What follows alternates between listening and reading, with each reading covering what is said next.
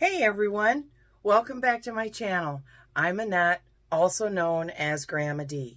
And today we are going to sew the borders on our paradigm quilt.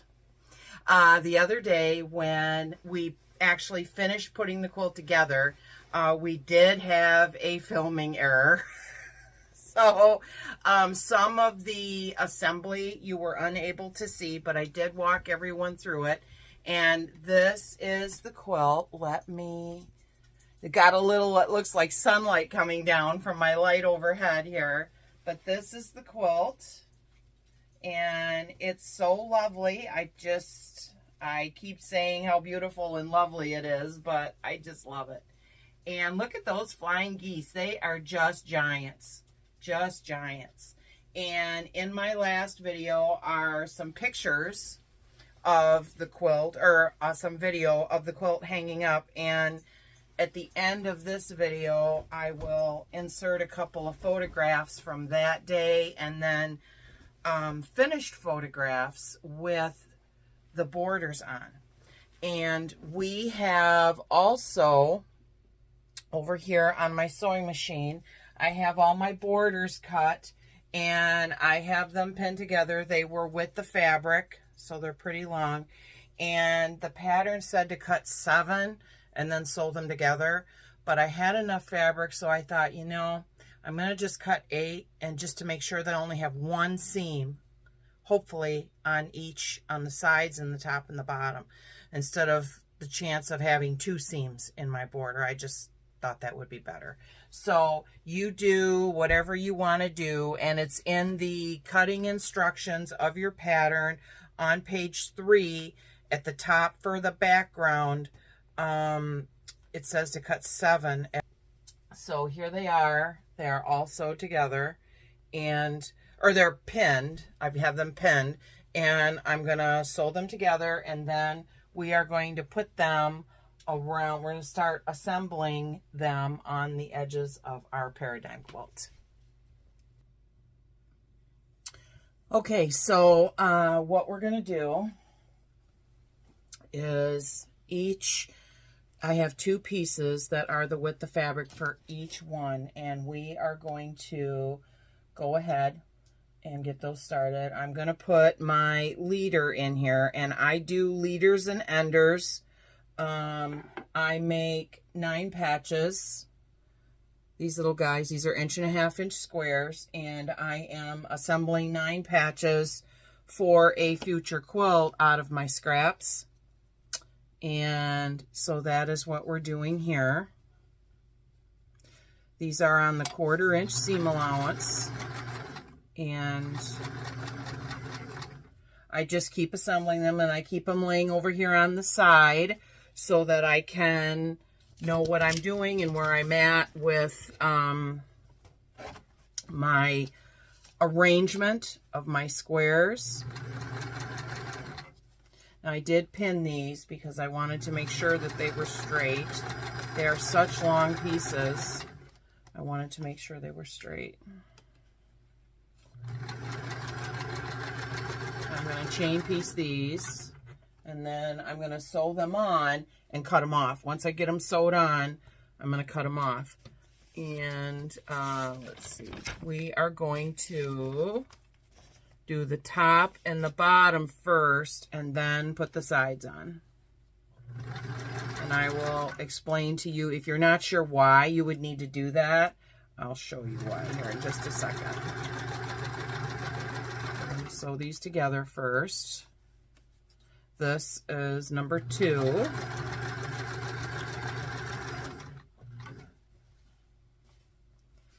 This is number 3.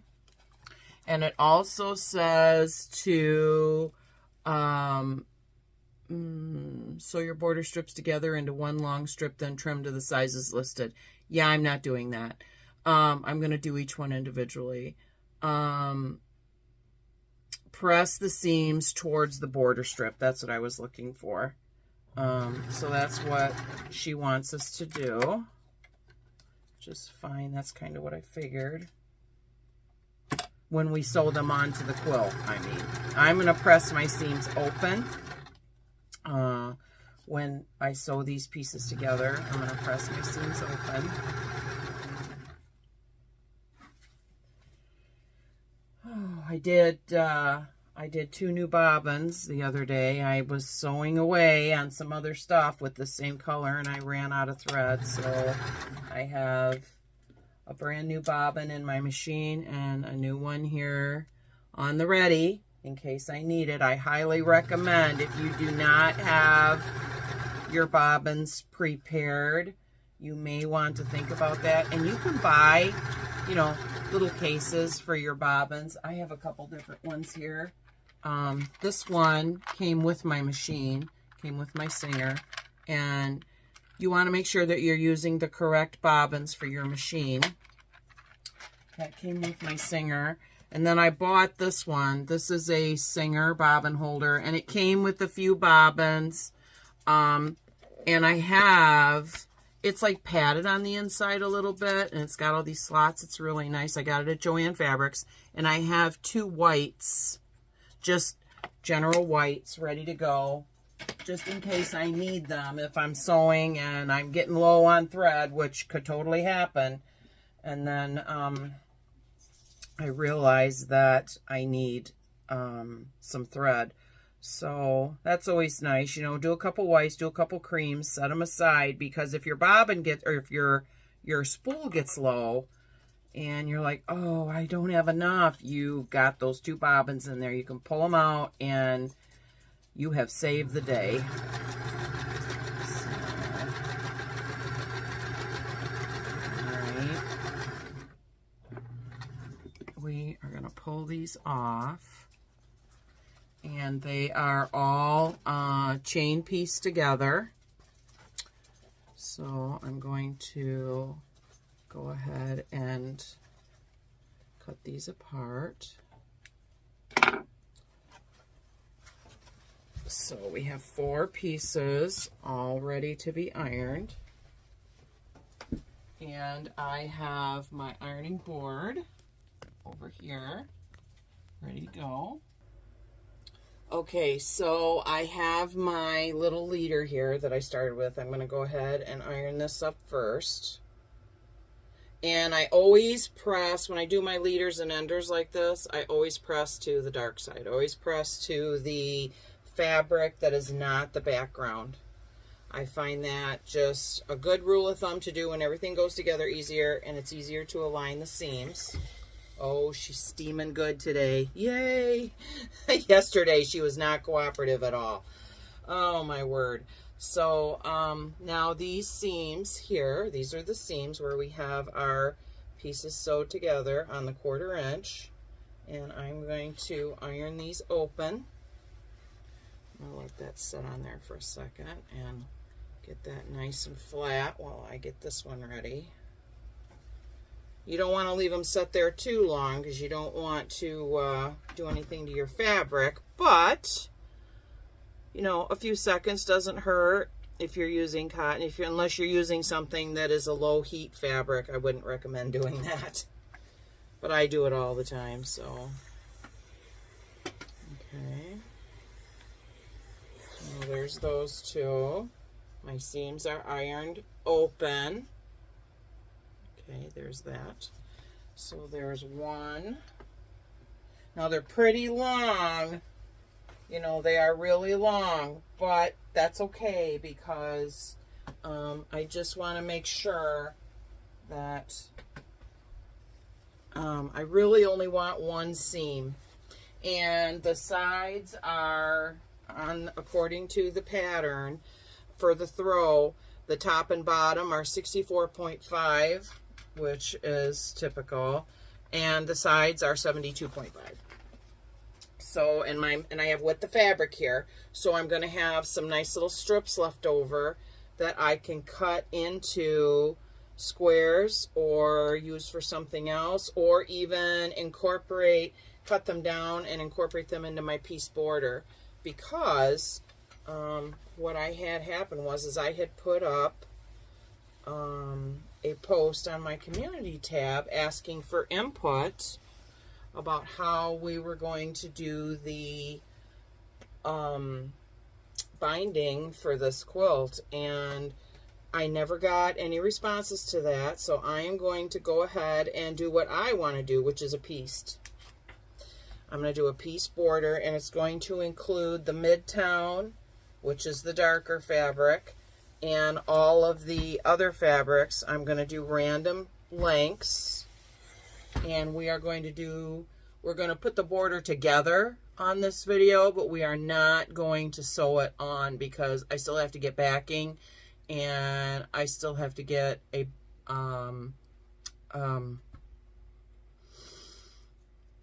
batting.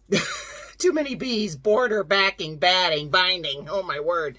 So these are also together. So I'm just going to measure it and make sure. Just give me 1 second. Okay, this is the top, as I suspected as I looked at it. Now, what we're going to do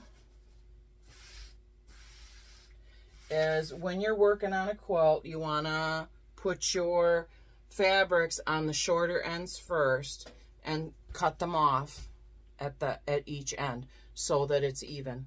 And then you want to do the longer side second, because then you can go up and connect them to the edges of your top border piece that's sewed on, if that makes sense. I'll show you as we go along. Okay, now this is my first piece. Now what I'm going to do is I'm going to match my seam up with my center flying geese here. This is the center. Wait, here it is on this seam. I'm sorry, here we go. On this seam, there's a center seam coming up the center of the quilt where the flying geese were hooked together. That's where I'm going to match this seam up. And everything should match up just like that. That's the only thing you have to match up, because if you're doing it like I'm doing it, you're going to be hanging over on each end. You're going to have this little bit that's going to get cut off. So, but your seam will match up. Everything will be beautiful. So that's what we want. And I am going to pen, because this is a pretty long piece, and we're going to use the same method that we used before. Okay, I'll bring you a little closer so you can see that. There. Okay. There. Here's our seam. Okay. Now, what we're going to do a visual match up. We're going to match this up visually here with the seam below it. Like that. Okay. And then I'm going to poke my pin through my top seam, right on the seam line, right through the seam. Then I'm going to look at the back. Now I'm a little off. Here, I'll show you.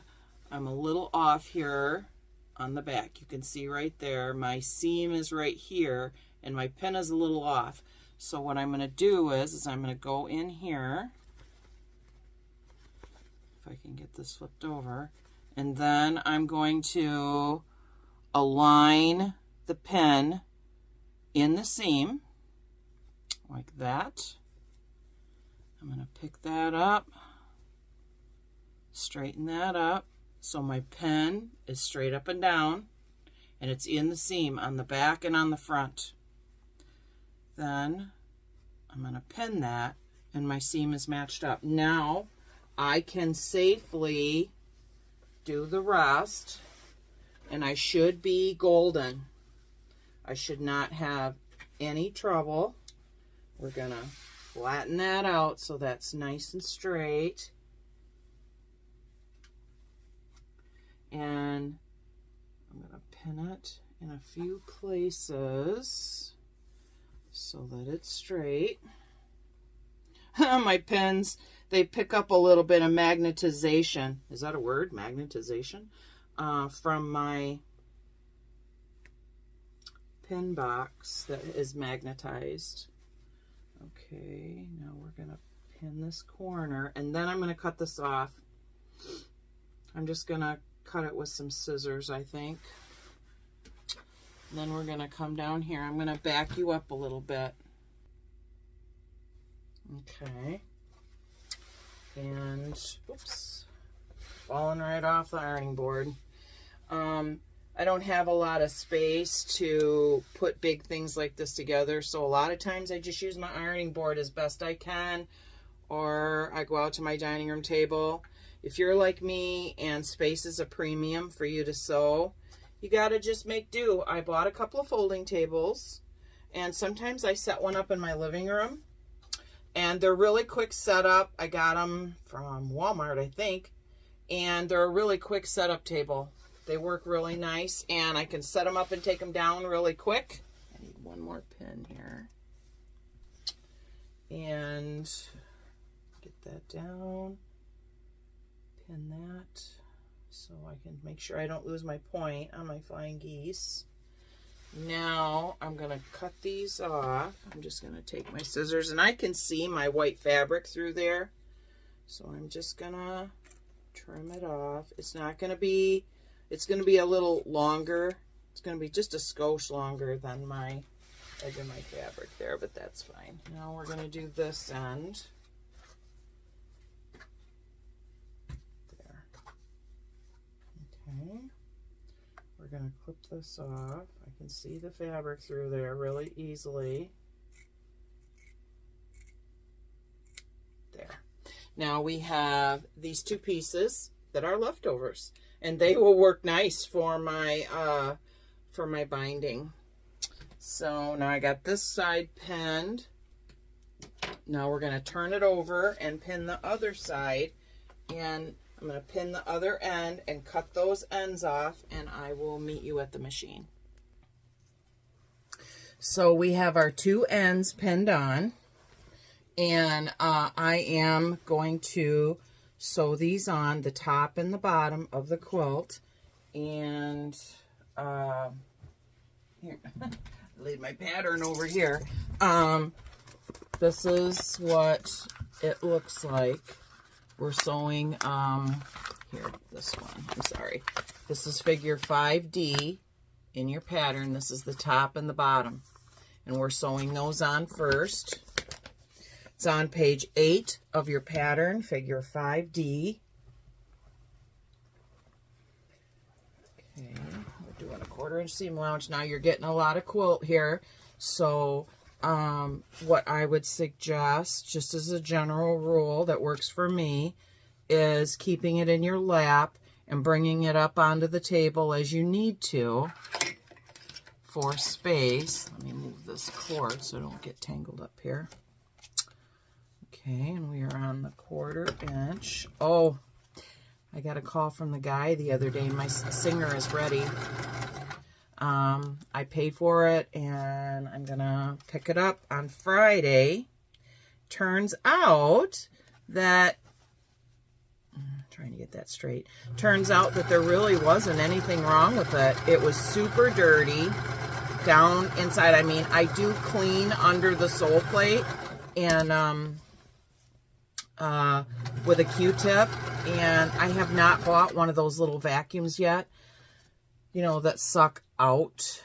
You never want to blow into your machine. Like if you have dust here, you never go and blow in, because you'll push that dust down into your machine. That's a big no-no. But I do use Q-tips. I have Q-tips here in my box beside my machine, and I clean it out every so often. I'm pretty good about changing my needle and things like that. But I decided that I'm going to continue to sew on Gert here in my sewing room for a while until I get my my Sew Steady acrylic table from Missouri Star. So it'll be in here for a little while, because they said it could take up to 6 weeks to get it. They said it could take a while. And I'm fine with that. No worries there at all. But I'm going to put my singer out in the dining room, and I'm going to be ready to quilt this one. And I'm going to start quilting my king size again. And we will go through that, because right now I'm doing straight line quilting with that. I am doing stitching in the ditch with my walking foot on my singer. And I looked online with that sewing machine parts online. There used to be, I was so disappointed. There used to be a walking foot for this machine.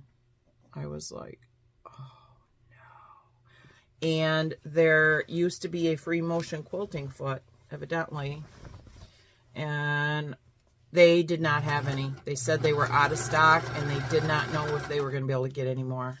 I was like, oh no, because I really wanted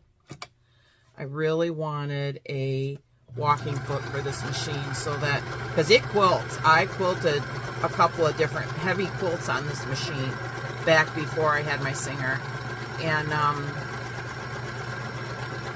it did it. By gosh, she got through it.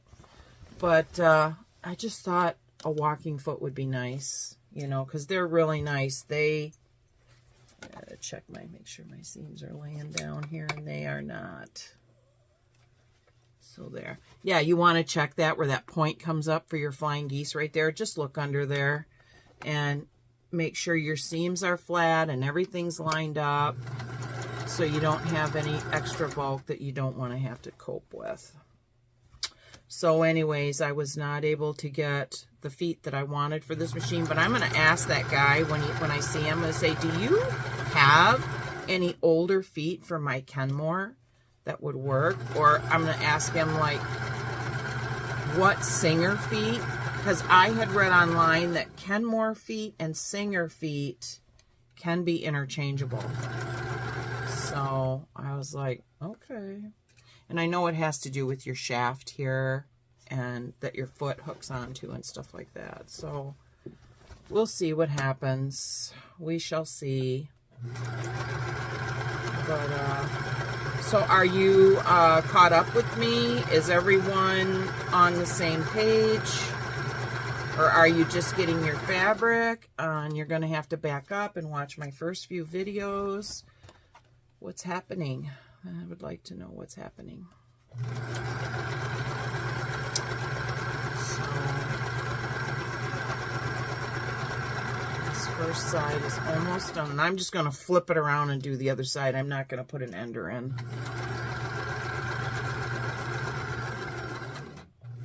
So we're here. So I'm going to get down to the other end of my quilt. Find my other end here. And we're just going to put it on there and keep going. Makes it soups easy.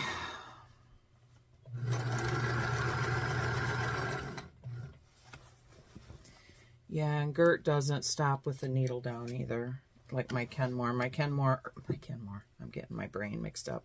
My Singer stops with the needle down. Oh, and one thing that was a problem, but it was a problem from the factory, which I was like, you have got to be kidding me.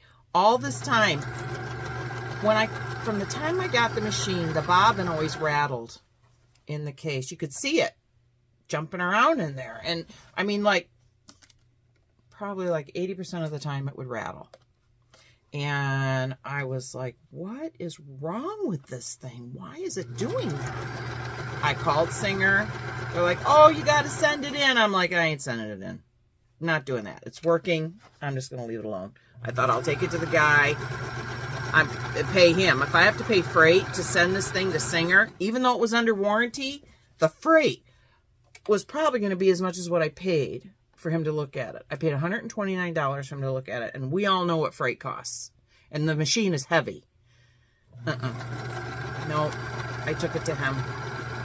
And he said there was a burr, a metal burr, on the inside of the bobbin case. It's metal on the inside of the bobbin case, which wound up causing the problem because the bobbin was actually catching on that burr and jumping. And the thread would catch on the burr and cause the bobbin to jump. And I was like, no kidding. Oh my gosh. Because he's never looked at my Singer because I've only had it 4 years and I've never really had any trouble with it. And it does not require oiling. So I was like, maybe I don't need to take it into him right away. So, but he told me, he said, if you're sewing a lot, he said you should bring it in once a year and let me give it a deep clean. And I'm like, okay, I can do that. For $100 a year, because when I took this in and he cleaned it and went through it, it was like $90 some, but that was like, I don't know, 6 years ago maybe. It's been a long time. Time gets away from us. So yeah, that's what happened there. So she's ready to go. It's been sitting over there for a week, but where the shop is, it's hard for me to get up there. I have to make a special trip, and so I'm going Friday after work to pick it up. We're almost to the corner, and when we get on the corner here, we are going to put the sides on.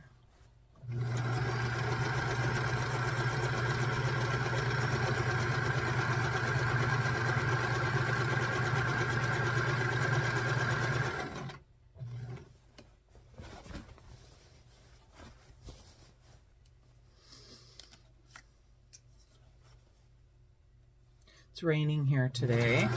It's going to rain here most of the day today. And my new trees I planted outside. My river birch is budding. I just planted it by the river. And it's only about this big. But it's getting buds on it, so I should see leaves on it this year. I'm pretty excited about that. I wasn't sure, you know, you order new trees. But I order my native plants from Prairie Moon Nursery out of Minnesota. And they only raise plants native to this region.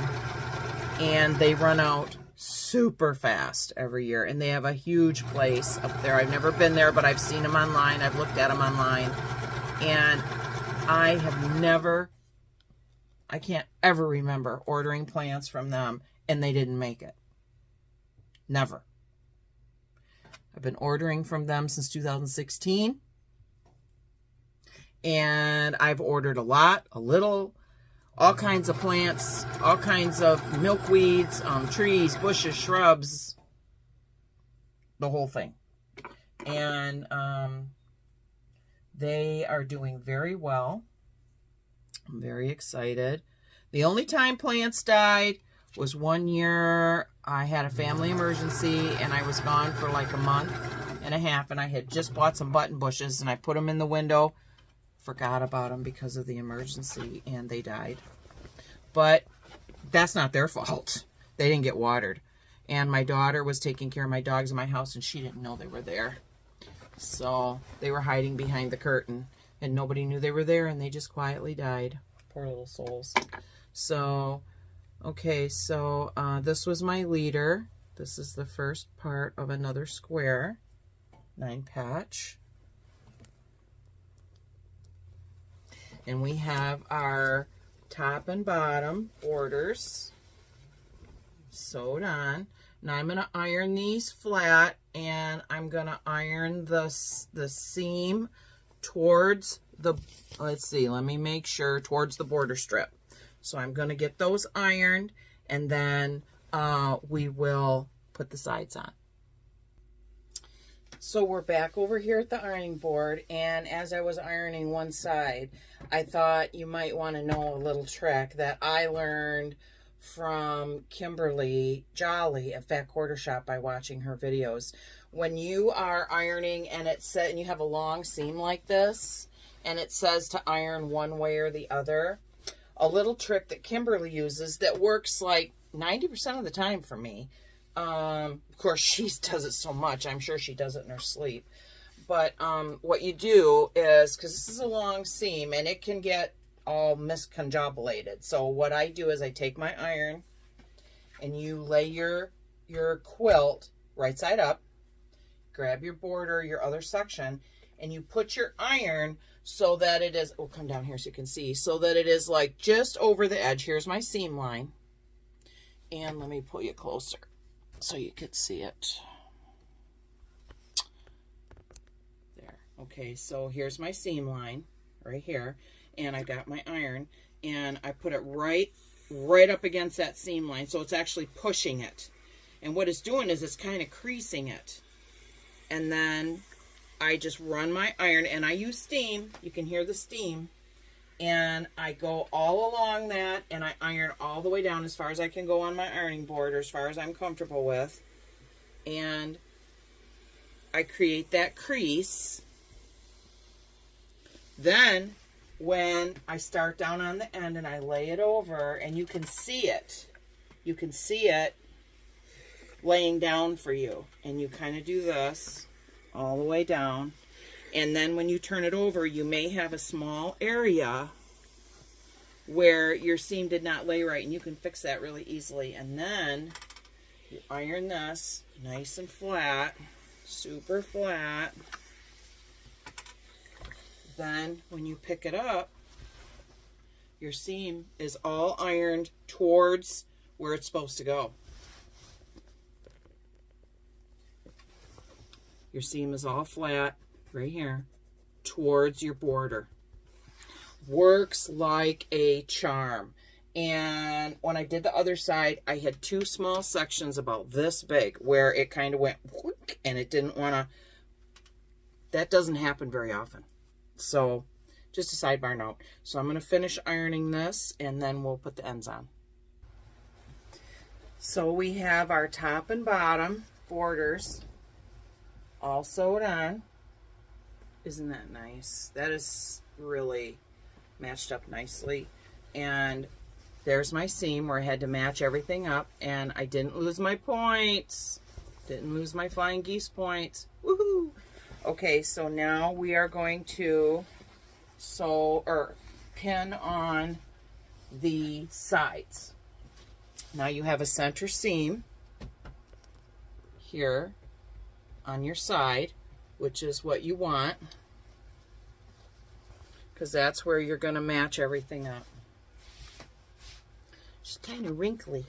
This fabric, it does wrinkle kind of easily, but I'm going to give it another good solid iron before I quilt it.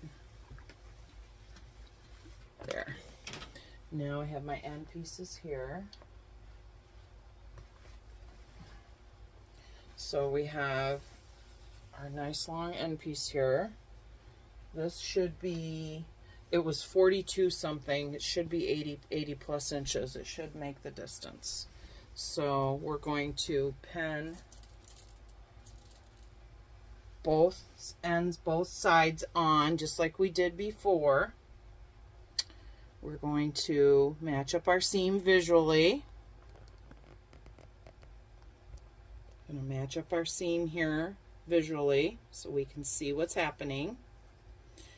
Then we're going to run our pin through. Pop it out the other side. Now it just so happens that, I'm going to move these pins, that this time I'm right on, look at that, right in the center. And it's right through the center on this side too. And my pin is standing up. Yay, that's what we want.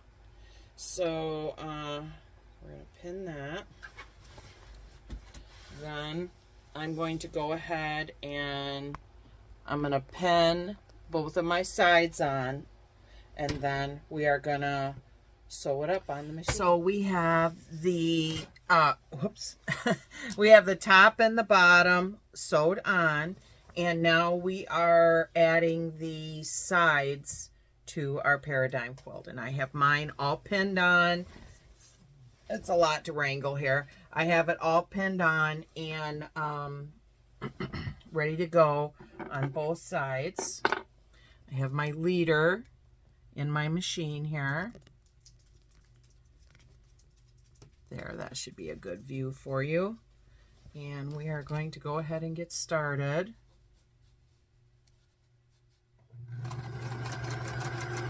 And again, this is a 1/4 inch seam allowance. I'm so excited that this is almost done. I'm not sure what I'm going to do for a backing for this yet. I haven't made up my mind. Normally when I'm searching for a backing, if I go to my local quilt shop, I take my quilt with me so I can lay it out on top of the fabric. I made a quilt for my daughter when she was in high school for her high school graduation gift, and it needed a new backing. So, because that was like a long time ago, and it needed a new backing. So her and I went to the store, and I'm sorry, not a backing, a binding. It needed a binding because when I made it, it was back when I didn't even know what a binding was. And I just sewed it together and zigzagged it around the edge to hold it together, and that was it. And so it didn't have a binding. So we took the quilt with us to the store, and we looked at a ton of fabrics, and she picked out what she liked. And that was really nice because it gave us the opportunity to do a visual comparison, because it is so easy to get home with your fabric, and in your head it's going to work fine. Just like that fabric that I initially had picked out from Missouri Star for my background. It was nothing like this khaki that I have here, and it would not have worked, I don't think. I'm glad that it didn't work out, actually. And I got this khaki from my local quilt shop. I think it's so important to support your local quilt shops. Those people work very hard, and they support your local community. I mean, it's great to shop at Missouri Star and Fat Quarter Shop and Cotton Cuts and all the places. But your local quilt shop may not be able to give you all those percents off and all those fantastic discounts, but you do get the benefit of having people that you can talk directly to. You know, if you have a question and you need help making a decision, because when I was picking out my khaki from this quilt, I had this one and I had another color that was just a little bit different. And I went up to the counter and I said to the lady, these are my samples of my fabric I'm using for my quilt, because it was all just yardage at that time. And I said, I need a little help. I said, I'd like, what do you think? If you had to choose A or B, what would you choose? She chose the khaki. And I agree with her. I totally agree with her. And I think that she made a good choice. And I'm really happy with it. It was what I would have chose anyway. But, having her opinion, knowing that it matched mine, was encouraging to me and helped me to know that I was making the right choice.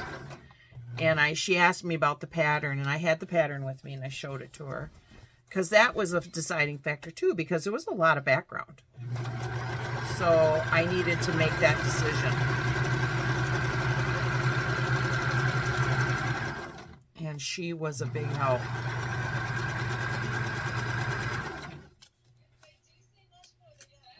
So we are at the corner here, and I'm going to grab the other end and we'll do the other side. So I have the other end here. This is the other side of the quilt, and I'm going to put this under the needle and just keep right on going. This is going to be so beautiful when it's all done. And I have it earmarked for someone. I always tell people a quilt has to speak to you and tell you who it's for. And as I was putting it together initially, I wasn't sure who I was going to give it to, what I was going to be doing with it. And then it came to me. And so I'm kind of tight on time to get it quilted. So I'm hoping I will have it done. If not, I might have to give it to them after the fact, after the special day. But we'll see, because I'm pretty sure that they're the ones that are supposed to have this quilt. So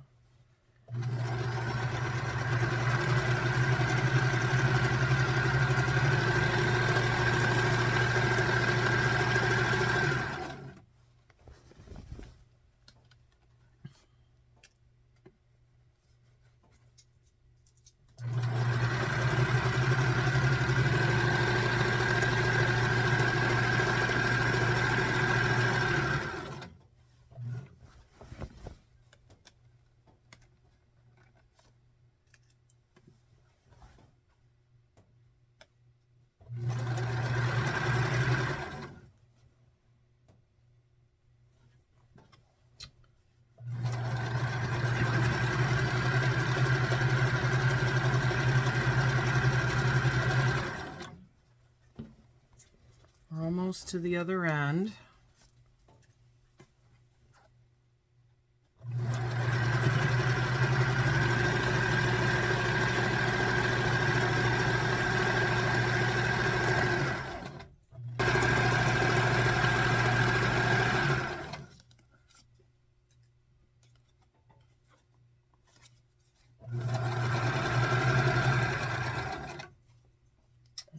Okay. Oh, let's see. Now we got to put an ender in there. This fabric sticks together. Ugh, fabric's always sticking together. I had to switch my whites. I used up all the white I was using with the little polka dots. This is like a bluish. I'm sure it's reading white on there, but it's kind of got a bluish gray tint to it. It's pretty. It'll work fine with the blue. Okay. So we have both ends. Oh, there's my leader. Yeah, this has it's like a bluish gray. Isn't that pretty? And this right here was fabric that I used for my apron that I made from Red Fab Stash. So this, we have our sides all sewn on. That's where we did our piecing at. There we go. And those are all on. So I'm going to iron this like I showed you before. I'm going to go ahead and iron it. And then I'm going to hang it up here on the wall, and we will have a look at it and see what it looks like.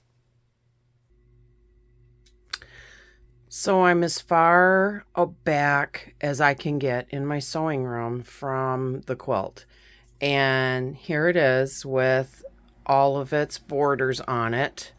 It's pretty big. That's a double closet that it's hanging in front of, and I have it pinned to the rod at the top of the closet because I have a curtain on there, and that really gives me a good space to hang quilts and look at. And my plan is I'm going to put hooks up there at the top, and I'm going to use, I have 2 or 3 tablecloths, plastic tablecloths that are flannel backed, and I'm going to hang them on there and use that as a portable wall board to hang my quilts on.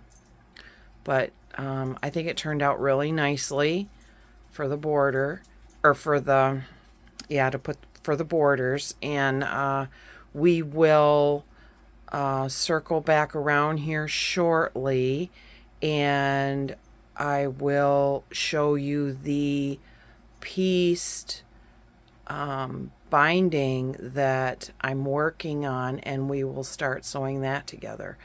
But this is pretty big, and it's a throw size. It's a nice size one. I'm really satisfied with it. So I thought before we get started with the pieced binding, I thought I would show you my thought process for my wall board. I have these 2 old plastic tablecloths that I probably picked up at Walmart or Family Dollar, and I don't use them anymore. And Karen Brown on Just Get It Done Quilts, she has a video with inexpensive quilting hacks, and this is one of the things that she does, and I was like, I could do that. That would work. So I'm going to fold the top over to give it extra strength, and I'm going to punch some holes in here, and maybe sew around the hole or something to give it some strength. And I'm going to use this, I'm going to hang them up on hooks on there on the wall. And I have 2. I have this one and this one. They're both flannel backed.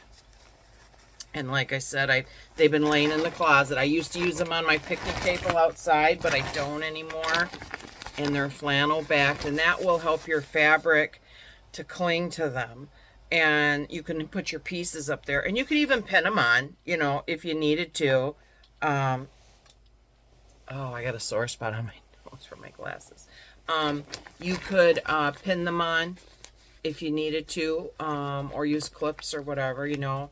And it's a place to put them so that you can leave them up temporarily when you're working on a project. Because right now, in my old house, I had a place for that. I had a bigger home before, and I had a whole room that was dedicated to sewing, so I had more space. But right now, I don't have that. So and when I do that, we can go through the process together, because I'm going to sew these two together and make a big space over here. It'll be right here behind me, and I will be putting the brackets up there to hang it from, and I think it'll work out just fine. And then I can take it down when I don't need it, and it'll be nice, because in a small home, space is premium.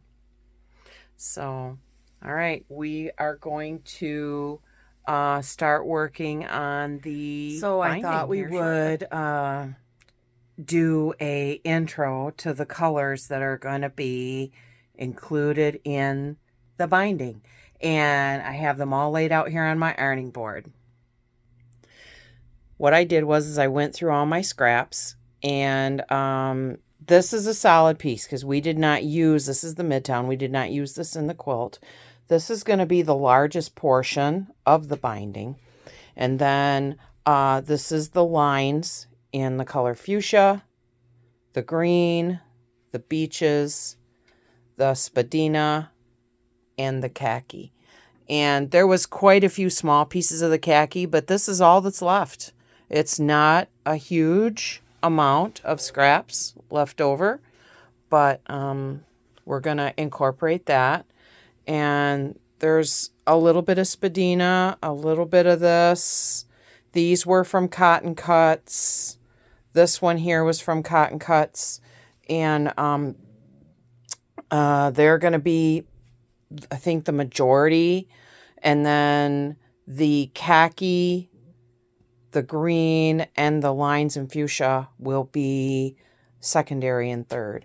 But so this is the colors that I'm going to start cutting for my binding. And it's just going to be random scrap. I'm going to, like I said, it's going to be more of the Midtown and less of these. I'm going to do a 2.5-inch binding. So we're out here in the dining room, and I have been cutting some 2.5-inch strips. According to the pattern, it requires 8 pieces of the 2.5-inch by width of fabric, which is typical for a throw size blanket. And because I want to showcase the Midtown, I cut more of the Midtown. I have 1, 2, 3, 4, 5 of the width of fabric, and I'm going to chop these up into various lengths.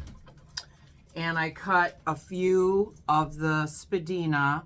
I have a few shorter pieces here that I cut, and this one longer piece.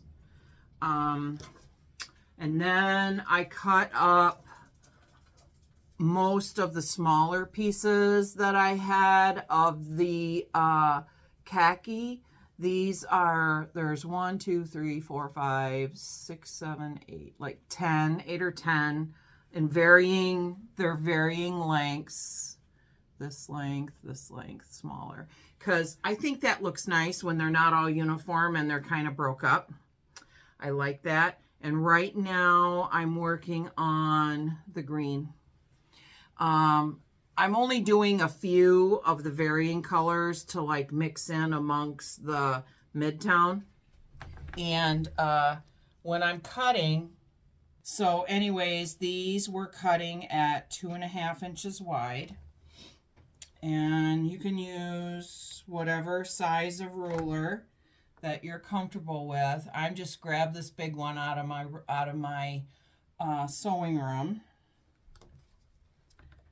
Let's see what we can get here. These pieces, there's one. I might be able to get one more set of the 2.5. Let's see. Yeah, I can. That's excellent. These were wider pieces.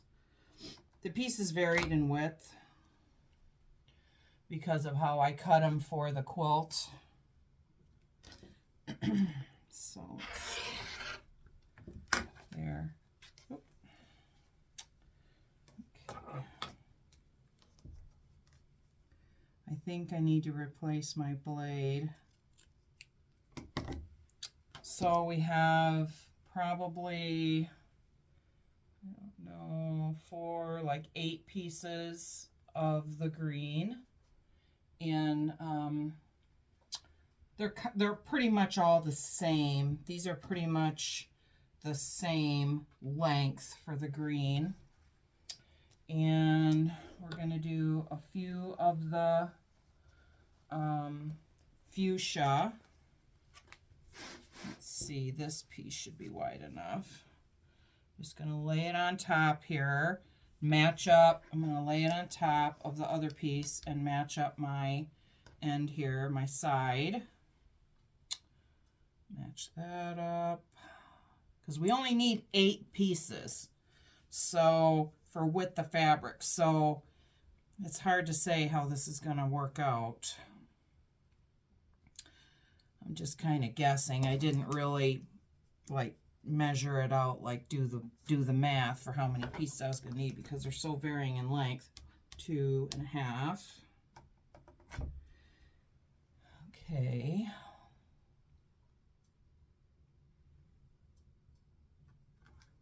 Okay.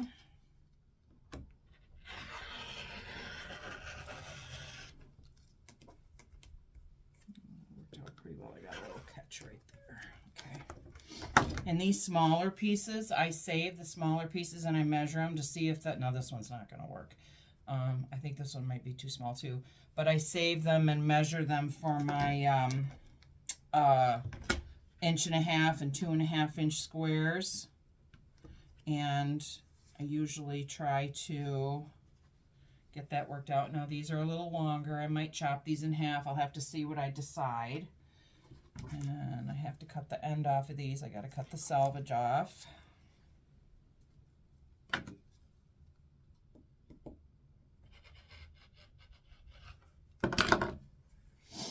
This one's pretty long. This one here is pretty long. I think I'm going to cut that right now. That's a pretty long one. Just lay it out here and give her a cut. Now we've got 1, 2, 3, 4,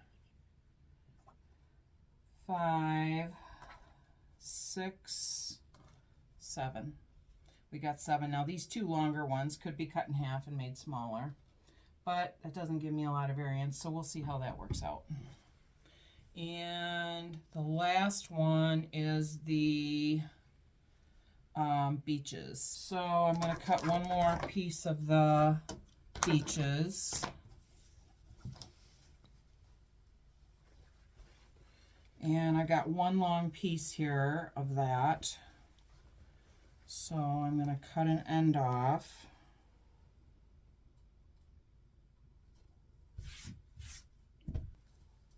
Let me see. If I do it at 11, let's see here. I got to cut the selvage off. Boy, this isn't straight. Okay, we're going to have to square this up a little bit. Okay. Cut that at 11 inches. Turn it around. Trim the selvage off. It's amazing how when you wash fabric, how it warps.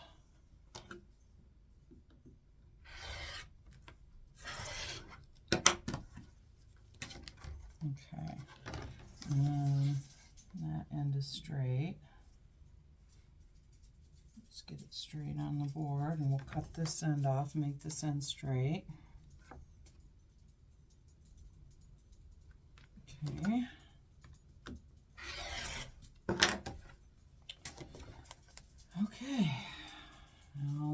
see.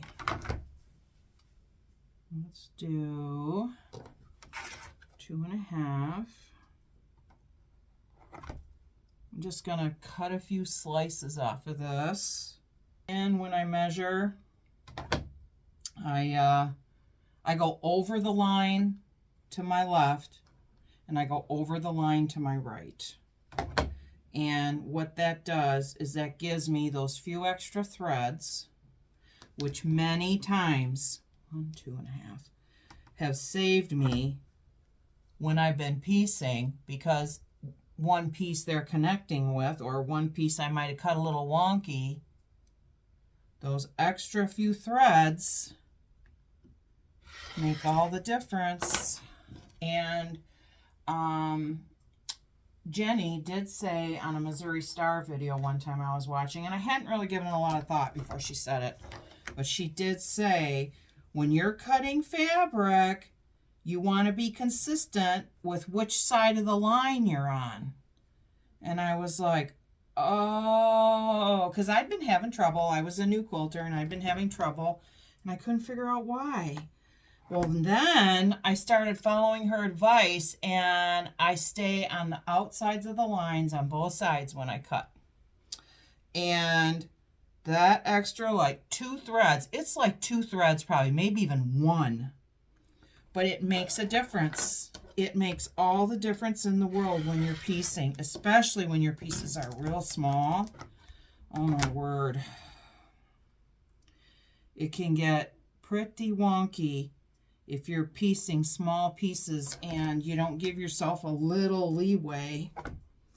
I mean, there are quilters out there who are so good at what they do, they don't need it. This gal needs it. So, all right, so we've got 1, 2, 3, 4, 5, 6, 6. I think that's probably enough. Let me see. I'll cut this up just in case. If I don't need it, I can cut it up into 2.5-inch squares. We have all our midtown cut, which I have to cut up into smaller lengths. And we have all our pieces cut in the spadina and the beaches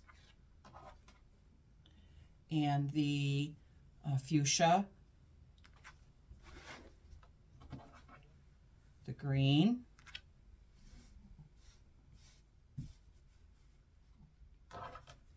and the khaki. There they are. Cut at 2.5 inches, all ready to go for a piece border. Nice, huh? So,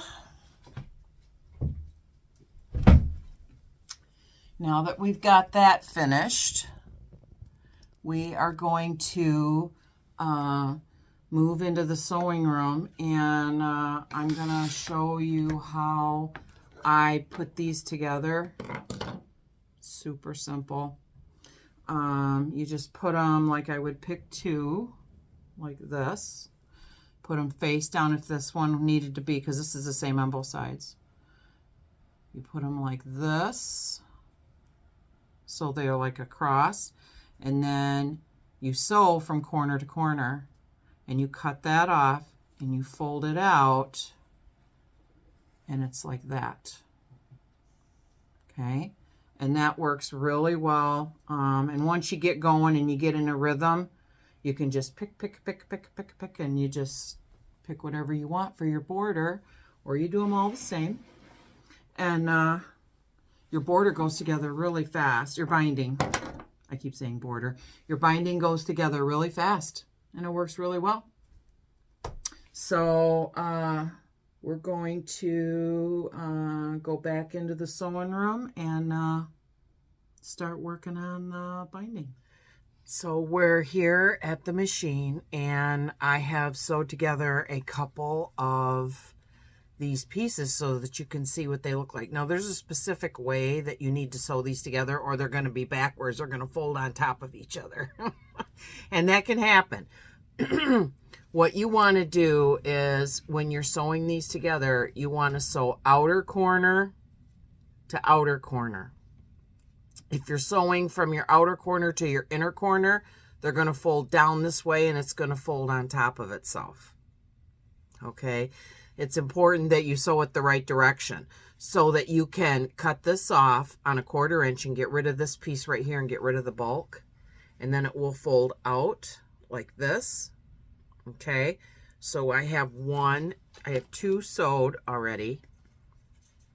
So this is folding outward. Okay? So I'm going outer corner to outer corner. So outer corner to outer corner. Okay? So that it will fold like this. And you can do a bunch of these and then sew these together. And you're going to want to cut this off just as if you were doing a flying geese or a half square triangle. You would cut this off. So I have my small rotating mat here. I have my small rotating mat here. This is an OmniGrid. I've talked about this before. This is an OmniGrid rotating mat, and it has like a little rubberized back on it, a little soft, squishy rubberized back, which is really nice because what it does is it kind of sticks to the tabletop and it doesn't shove around really easy, which is really nice. So then you'll lay this down. You'll take your small ruler, and on your 1/4 inch mark, you'll put it right on the seam. And you'll just cut that off. And then you'll fold this out and iron it. So we'll do that really quick. Fold up a little bit now, but it'll give us enough heat so that you can see this. And so this is what it will look like. And then you would take these 2 pieces and you would put them together and go outer corner to outer corner. Okay, outer corner to outer corner. Okay, so I think what we're going to do is, because we have 2 planes there, we are going to switch these up. And we're going to put this like this. Okay, and you can pin these if you need to. You know, I'm a pinner. No problem there, and it helps hold them in place so they don't shift around on you. And we're going to put this on the machine, outer corner to outer corner. Just keep telling yourself that, because it's really easy to want to go here to here. And then you're going to live in the world of regret. And you can lift this up if you have one of these. If you have one of these Lori Holt Seems So Easy guides, you can lift up this corner a little bit and see the bottom corner of your piece that's underneath. You can line that up on there.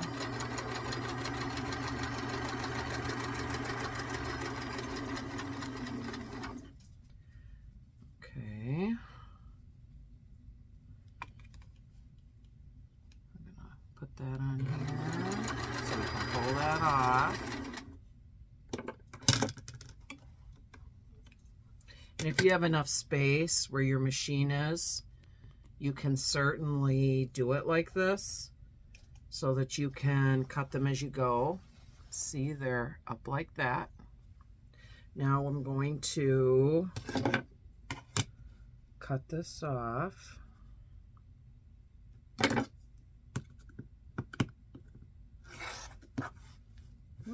Yeah, I still haven't changed my rotary blade yet. I need to do that tonight.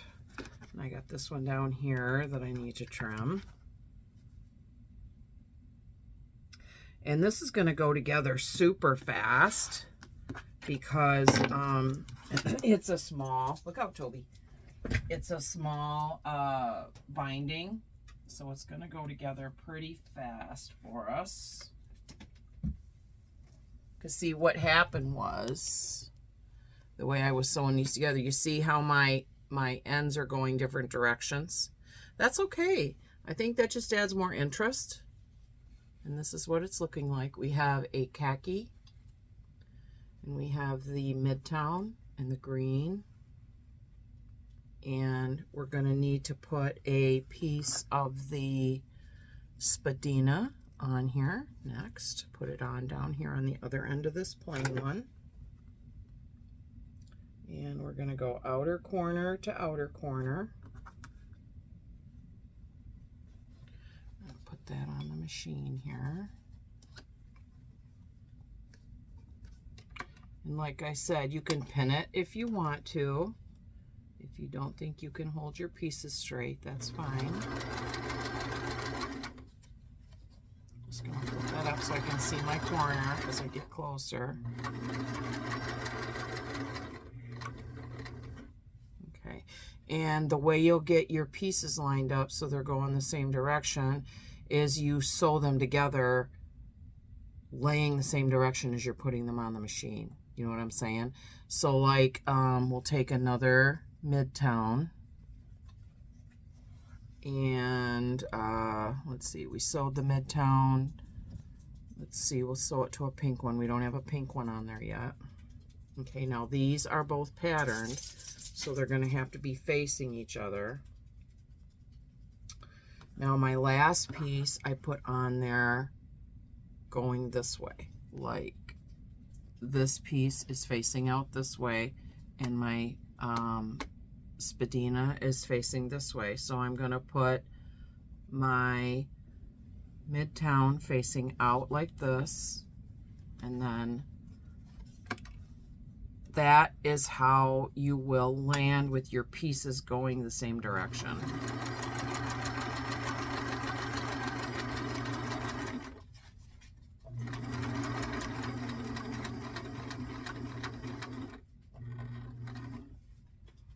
Than anything else on here. I'm gonna lay this up here.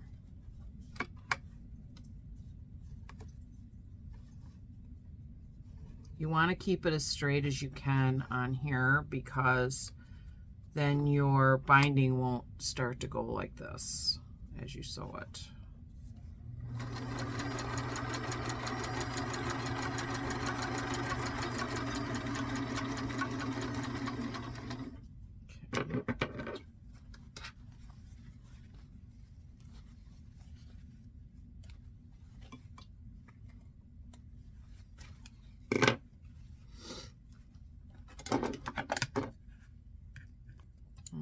We're going to cut this.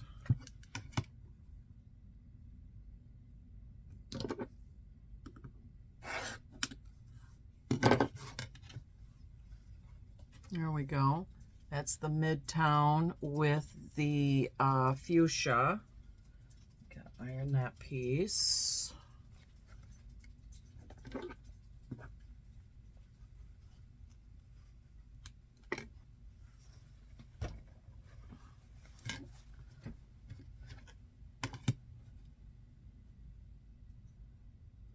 And you want to make sure that you got your ruler, your 1/4 inch mark on your ruler on your sewing line.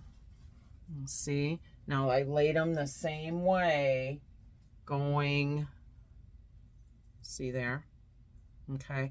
And then when you put them together, you got to be mindful of how you're putting them together so that they will, and if you're not sure, you can line it up, lay it out, and make sure that when you open it up, your lines are going to be matching and going the same way. Now, because of that, here I have two together that are colored, and that is not what I'm looking for. So I'm going to take a green one. I'm going to lay that there, and I'm going to put the green one here on this one. You want to, you know, if you're looking for a specific design element, you might have to lay a few pieces out and make sure that you're following that design element that you're looking for. They're easy to do. These type of bindings are easy to do. You just have to think about it a little bit. And kind of, you might have to do a little pre-planning. Okay, there. Now, I'm gonna cut this.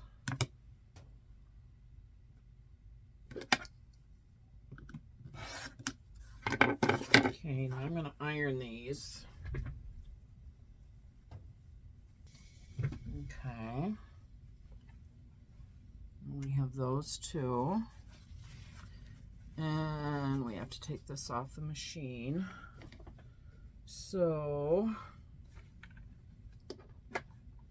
let's get a centerpiece going here for our 9 patch.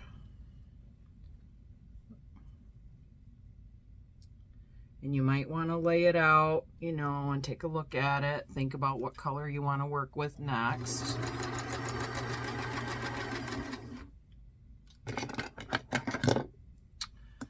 Now, let's cut this.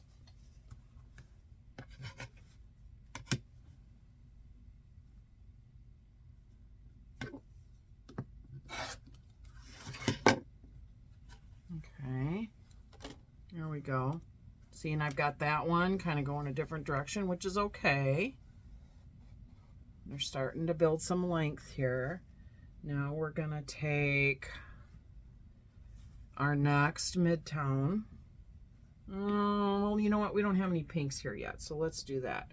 Let's put the pink here, the fuchsia, and then we'll open it up and things will all be going the same direction as down here.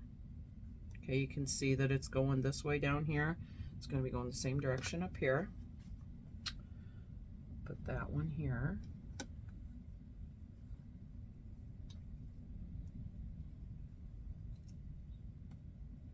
And like I said, boy, it's super windy out there today. Oh my goodness. If you want a pin, you can. Outer corner to outer corner. Start it. Line it up. Down at the bottom.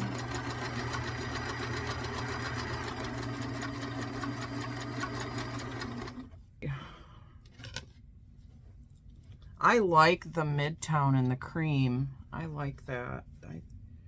I like those. I think those look nice together. I almost wish I had this color, this rust color on here that is in the beaches. I wish I had that in a solid. That probably would have really been nice. I mean, the fuchsia is nice. I like the fuchsia. It's fine, you know, but when I was talking to a friend about it, she said, you should get the rust. Well, I already had the fuchsia. And I'm like, I don't want to buy any more fabric. So I kind of just went with what I had. Okay, let's see. Let's pull that other one off.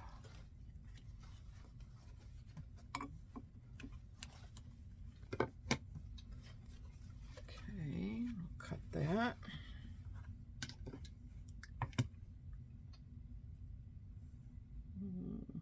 It's kind of hard to see on some of this fabric. That thread just blends right in. It's kind of hard to see it. Okay, now there's another section coming along. Okay, let's do the green. Okay.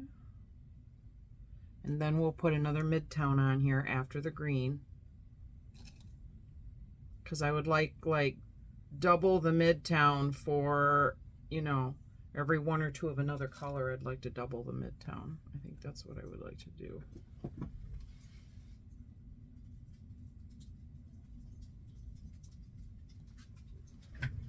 So put this on here.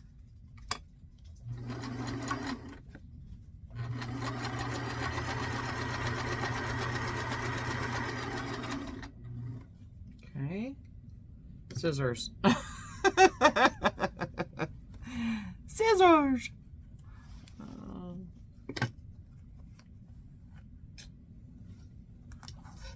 And I've got them turned around before, and I've sewed them together, and my fabric that was the print was upside down.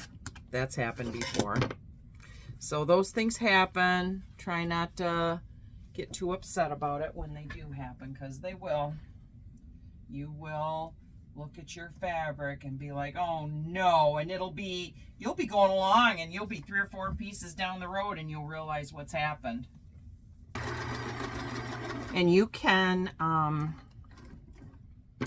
you know, draw a line on there if you need to. And if you don't have a Seam So Easy guide or something, just draw a line on it. That'll be fine. Just draw a line on it. And you might have to like sit and pin a bunch of them and then draw your lines on a bunch of them. You know, and then sew a bunch at once and then do it like that. If you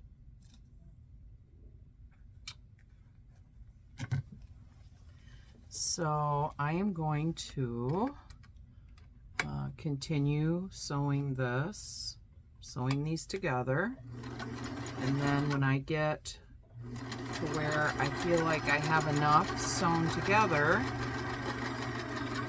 I will come back and we will do the rest of these. We'll finish sewing it, and it'll only take a couple minutes because we'll be pretty much done.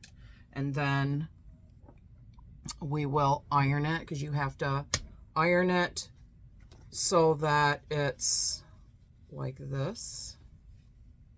You iron it in half like this so that you can put it on your quilt. And we will do that. So I'm going to finish sewing this all together and make sure I have enough to go all the way around my quilt, and then we'll be back. Well, I've got all of my binding done, I think. I got quite a trail of it down here, but I did what I'm hoping is extra for my pillow, because I am going to add the, I have my pillow here, and that will be a video probably all on its own, the matching pillow. I'm hoping to use this for that as well, but this is what it looks like. It's all ironed, folded in half, ironed like this, folded in half, and it's ready to go. Isn't that nice? I mean, I just really love how it breaks up the color, gives you some variety, because on the edge of our quilt, we have a lot of white. There's a lot of white on the edge, and I feel like this color is going to make that really pop. I'm not sure about a backing yet. I was going to try and do a pieced backing. I have to look at that green just really pops, doesn't it, in there? It really pops. And I put a lot of the Midtown in. This is what I have left. What I showed you this afternoon that I cut. I have one piece of this left, and I have these few pieces of Midtown left, but I cut a lot of this. Like I said, I had enough for 3/4 of it before I cut anything else, and I think my count was pretty close, because this is what I have left from what I cut. All the plain, all of the spadina, except for this one piece, is gone. All of the beaches is all gone, and this is just beautiful. But I'm going to look at my pieces that I have left over. I may just do squares and sew them together and go get some more of this khaki maybe, and put that in the back too. I think that would be nice, and it would fit in and not be weird or anything. So okay, we have the quilt all done, all ready to go. We have all our binding done. That's all ready. So that's going to be the end of this video for today. So that's what we have. And so this is Grandma D saying, I hope you're enjoying the paradigm. And I hope you have a great night tonight and a better day tomorrow. I know that I think about you and I care about you. So that's a wrap for today. So we'll see you next time for putting the paradigm together as a quilt sandwich. And I get my quilt back from my sewing machine back from the doctor. And we will move forward and get this bad boy quilted. So bye-bye for now.